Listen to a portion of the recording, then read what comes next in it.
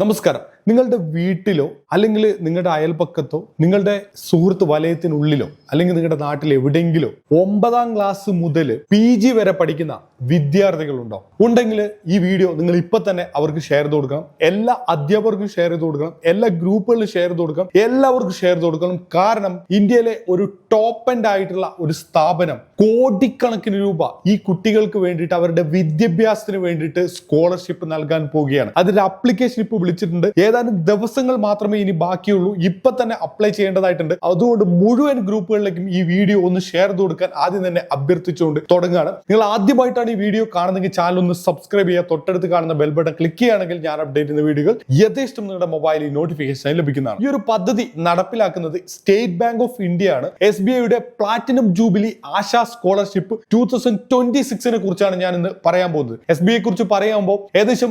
36,428 കുട്ടികൾക്കായിട്ട് 130 കോടി രൂപയാണ് state bank of India നൽകി കഴിഞ്ഞിരിക്കുന്നത്. 50% നമ്മുടെ വിദ്യാർത്ഥിനികൾക്കാണ് ഏറ്റവും കൂടുതൽ സപ്പോർട്ട് നൽകുന്നത്. അതുപോലെ 2760 കുട്ടികൾക്ക് SCയിൽപ്പെട്ട കുട്ടികൾക്ക് കൊടുത്തിട്ടുണ്ട്. 1303ഓളം STയിൽപ്പെട്ട കുട്ടികൾക്ക് കൊടുത്തിട്ടുണ്ട്. 4063ഓളം അൺറിസർവ്ഡ് കാറ്റഗറിയിലുള്ള കുട്ടികൾക്കും കൊടുത്തിട്ടുണ്ട്. വലിയൊരു ഇനീഷ്യേറ്റീവ് ആണിത്. ഇതിന്റെ എലിജിബിലിറ്റി ക്രൈറ്റീരിയയെ കുറിച്ച് നമുക്ക് വിശദമായിട്ട് ഒന്ന് പരിശോധിക്കാം. SBIയുടെ ആശ എന്ന സ്കോളർഷിപ്പാണ് പ്ലാറ്റിനം ജൂബിലി ആശ സ്കോളർഷിപ്പ് 2026 കുറിച്ചാണ് നമ്മൾ വിശദമായിട്ട് മനസ്സിലാക്കാൻ പോകുന്നത്. ആദ്യമായിട്ട് ഈ ഒരു സ്കോളർഷിപ്പ് ലഭിക്കുന്നത് ഏറ്റവും കുറവിൽ ലഭിക്കുന്നത് 9ാം ക്ലാസ് മുതൽ 12ാം ക്ലാസ് വരെയുള്ള വിദ്യാർത്ഥികൾക്കാണ്. ഈ ഒരു വിദ്യാർത്ഥികൾക്ക് സ്കോളർഷിപ്പ് ആയിട്ട് നൽകുന്നത് 15,000 രൂപയാണ് നൽകാൻ പോകുന്നത്. മിനിമം 7.5 CGPA ഉണ്ടായിരിക്കണം ഓർ 75% മാർക്ക് ഉണ്ടായിരിക്കണം. നേരത്തെ പഠിച്ചിറങ്ങിയത് അടുത്ത ലാസ്റ്റ് വർഷത്തിൽ അത്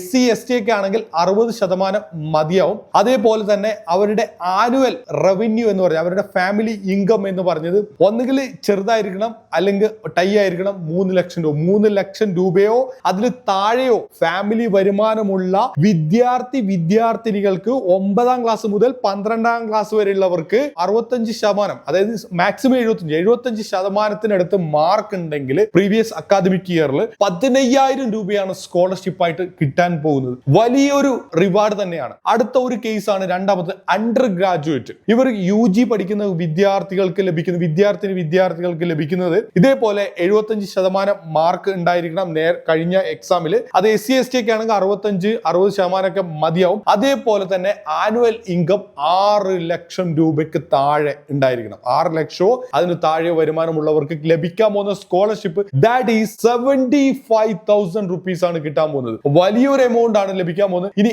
അടുത്ത ഒരു സംഭവമാണ് പോസ്റ്റ് ഗ്രാജുവേറ്റ്. PG പഠിക്കുന്നവർക്ക്, മാസ്റ്റേഴ്സ് പഠിക്കുന്നവർക്ക് അവർക്ക് ലഭിക്കാൻ പോകുന്ന എമൗണ്ട് എത്രയെന്നറിയോ? 1.5 lakh 1.5 ലക്ഷം രൂപയാണ് സ്കോളർഷിപ്പ് ആയിട്ട് ലഭിക്കാൻ പോകുന്നത്. 75% പ്രീവിയസ് അക്കാഡമിക് ഇയറിൽ മാർക്ക് ഉണ്ടായിരിക്കണം. അതേപോലെ 6 ലക്ഷം രൂപയോ അതിന് താഴെയോ ആയിരിക്കണം അവരുടെ ആനുവൽ റവന്യൂ എന്ന് പറയുന്നത്, ഇൻകം, ഫാമിലിയുടെ ഇൻകം എന്ന് പറയുന്നത്. അടുത്തതാണ് MBBS പഠിക്കുന്നവർക്കും കിട്ടും സുഹൃത്തുക്കളെ.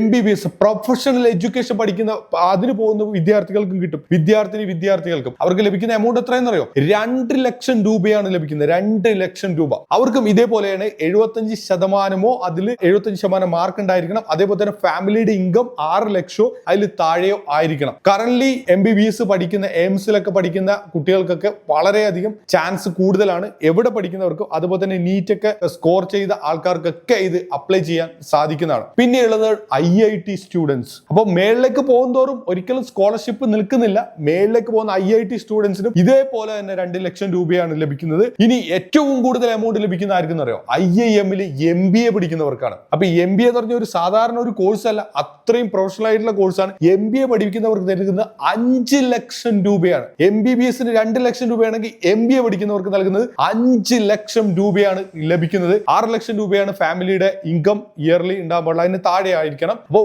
അത്രയും വലിയ റവന്യൂ ആണ് കിട്ടുന്നത്. ഇനി ഓവർസീസ് സ്റ്റഡീസിന് നിങ്ങൾ പ്ലാൻ ചെയ്യുന്നുണ്ടെങ്കിൽ, വിദേശ രാജ്യങ്ങളിൽ പോയിട്ട് PG പഠിക്കാൻ ആഗ്രഹിക്കുന്നുണ്ടെങ്കിൽ നിങ്ങൾക്ക് ലഭിക്കാൻ പോകുന്ന എമൗണ്ട് എത്രയാണെന്ന് അറിയോ? 15 ലക്ഷം രൂപ. എത്രയോ വിദ്യാർത്ഥികൾ, നല്ല ക്വാളിഫൈഡ് ആയ വിദ്യാർത്ഥികളുണ്ട്, അവർ വിദേശ രാജ്യങ്ങളിൽ പോകാൻ ആഗ്രഹമുണ്ട്. പക്ഷേ അവരുടെ ഫാമിലിയിൽ റവന്യൂ ഇല്ല, വരുമാനമില്ല. അവർ ലോണിന് വേണ്ടിയിട്ട് ബാങ്കിനെ ആശ്രയിക്കുമ്പോൾ ബാങ്കുകൾ ലോൺ കൊടുക്കുന്നില്ല.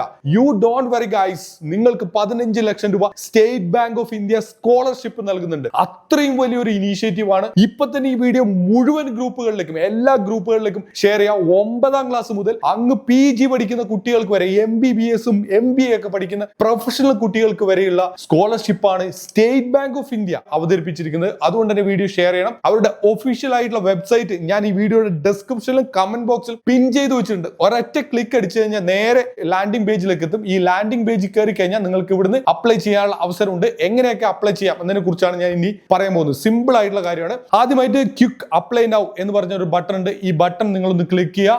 Then login to start application. Basics ആയിട്ടുള്ള നിങ്ങളുടെ കാര്യങ്ങളായ ഒരു അക്കൗണ്ട് ക്രിയേറ്റ് ചെയ്തിട്ട് ബേസിക്സ് ആയിട്ടുള്ള നിങ്ങളുടെ കാര്യങ്ങളൊക്കെ കൊടുക്കുക. ഏത് കാറ്റഗറിയിലാണ് നിങ്ങളുള്ളത്, സ്കോളർഷിപ്പ് ഏതാണ് ആവശ്യമുള്ളത്, അതിന്റെ കാര്യങ്ങളൊക്കെ നിങ്ങൾ കൃത്യമായിട്ട് കൊടുക്കുക.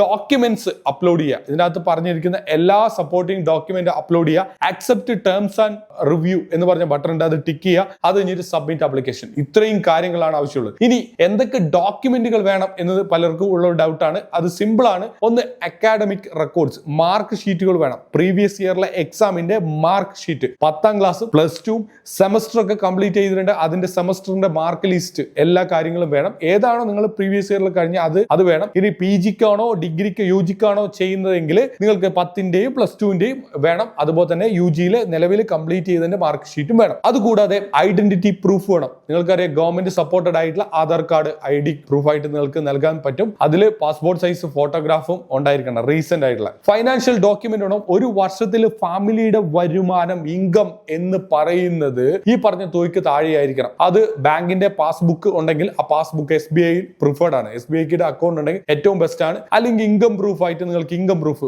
വില്ലേജ് ഓഫീസറിന്റെ ഇൻകം പ്രൂഫ് നിങ്ങൾക്ക് കൊടുക്കാം. വരുമാന സർട്ടിഫിക്കറ്റ് നിങ്ങൾക്ക് കൊടുക്കാം. അടുത്തതാണ് അഡ്മിഷൻ പ്രൂഫ്. നിങ്ങൾക്ക് ഏത് സ്കൂളിലാണ്, ഏത് കോളേജിലാണ്, ഏത് വിദേശ യൂണിവേഴ്സിറ്റിയിലാണ് അഡ്മിഷൻ കിട്ടിയത്, അതിന്റെ റെസിപ്റ്റ്, ഫീയുടെ കംപ്ലീറ്റ് സ്ട്രക്ചർ, അതെല്ലാം കൂടി അടങ്ങുന്ന ഒരു പ്രോസ്പെക്ട്സ് നിങ്ങൾക്ക് തരും. എത്രയാണ് ഫീ, ഇത്രയാണ് കാര്യങ്ങൾ, എല്ലാ കാര്യങ്ങളും വെച്ചിട്ടുള്ള അത് നിങ്ങൾ സബ്മിറ്റ് ചെയ്യണം. പിന്നെയുള്ളത് പേഴ്സണൽ ഡോക്യുമെന്റ്സ്. ചിലർ സ്പെഷ്യൽ കാറ്റഗറിയിൽ വരും. ഇപ്പോൾ ഷെഡ്യൂൾഡ് ട്രൈബ്സും അല്ലെങ്കിൽ ഷെഡ്യൂൾഡ് കാസ്റ്റും ഒക്കെ വരുന്നുണ്ടെങ്കിൽ ആ ഒരു സർട്ടിഫിക്കറ്റ് കാര്യങ്ങളൊക്കെ നിങ്ങൾക്ക് അറ്റാച്ച് ചെയ്യേണ്ടതായിട്ടുണ്ട്. പിന്നെയുള്ളത് അഡീഷണൽ ഡോക്യുമെന്റ്സ് ആണ്. അഡീഷണൽ ആയിട്ടുള്ള ഡോക്യുമെന്റ്സ് ലൈക്ക് നീറ്റ് ഒക്കെ എഴുതിയിരിക്കുന്നവരാണെങ്കിൽ അതിന്റെ സ്കോർ കാർഡ് കാര്യങ്ങളൊക്കെ നിങ്ങൾക്ക് കൊടുക്കേണ്ടി വരും. അതൊക്കെ നിങ്ങൾ ആഡ് ചെയ്യുക. അതുപോലെ തന്നെ ഡിസബിൾ ആയിട്ടുള്ള വ്യക്തികളാണ് ഡിസബിലിറ്റി സർട്ടിഫിക്കറ്റ് കാര്യങ്ങളൊക്കെ അറ്റാച്ച് ചെയ്യുക. എന്തെങ്കിലും ഓഫർ ലെറ്റർ വിദേശ രാജ്യങ്ങൾ കിട്ടിയിട്ടുണ്ട്, അത് നിങ്ങൾക്ക് അറ്റാച്ച് ചെയ്യാം. ഇത്ര കാര്യങ്ങൾ മാത്രമേ ആവശ്യമുള്ളൂ സുഹൃത്തുക്കളെ. ഈ കാര്യങ്ങൾ കൊടുത്തു കഴിഞ്ഞാൽ നമുക്ക് ഇത്രയും വലിയൊരു സ്കോളർഷിപ്പിനാണ് നമുക്ക് ലഭ്യമാകുന്നത്. അതുകൊണ്ട് തന്നെ നിങ്ങൾ മറക്കരുത്, SBIയുടെ platinum jubilee Asha scholarship 2026-27 is open, window open. ഇനി ആപ്ലിക്കേഷൻ എപ്പോൾ ക്ലോസ് ചെയ്യും എന്നതിനെ കുറിച്ചാണ് പറയുന്നത്. ജൂലൈ 22, 2026 ആപ്ലിക്കേഷൻ ഓപ്പൺ ചെയ്തിട്ടുണ്ട്. ദെൻ സെപ്റ്റംബർ 4, 2026 ആപ്ലിക്കേഷൻ ക്ലോസ് ആകാൻ പോവാണ്. ഇനി ഏതാനും ദിവസങ്ങൾ മാത്രമേ ഉള്ളൂ. ഇത് കുറെ ലേറ്റ് ആയിട്ടാണ് ഇൻഫർമേഷൻ എനിക്ക് കിട്ടിയത്. അതുകൊണ്ടാണ് ഇത്രയും യുദ്ധകാല അടിസ്ഥാനത്തിൽ ഒരു വീഡിയോ ചെയ്ത് ഇന്ന് തന്നെ, ഇപ്പൊ തന്നെ, ഈ നിമിഷം തന്നെ എല്ലാ ഗ്രൂപ്പുകളിലേക്കും ഒന്ന് ഷെയർ ചെയ്ത് കൊടുക്കാൻ വേണ്ടിയിട്ട് അഭ്യർത്ഥിക്കുകയാണ്. ഇതുപോലുള്ള ഒരുപാട് സ്കോളർഷിപ്പുകളുടെ വീഡിയോ വരും ദിവസങ്ങളിൽ ഷെയർ ചെയ്യുന്നുണ്ട്. അതുകൊണ്ട് നമ്മുടെ ചാനൽ സബ്സ്ക്രൈബ് ചെയ്യാനും നോട്ടിഫിക്കേഷൻ ബെൽ ബട്ടൺ ക്ലിക്ക് ചെയ്യാനും മറക്കരുത്. നിങ്ങളുടെ വിലപ്പെട്ട അഭിപ്രായങ്ങളും നിർദ്ദേശങ്ങളും കമന്റ് ബോക്സിൽ രേഖപ്പെടുത്താനും മറക്കരുത്. മറ്റൊരു മികച്ച വീഡിയോ ആയിട്ട് നമുക്ക് നാളെ കാണാം. It's Vineesh Tony. Thank you so much.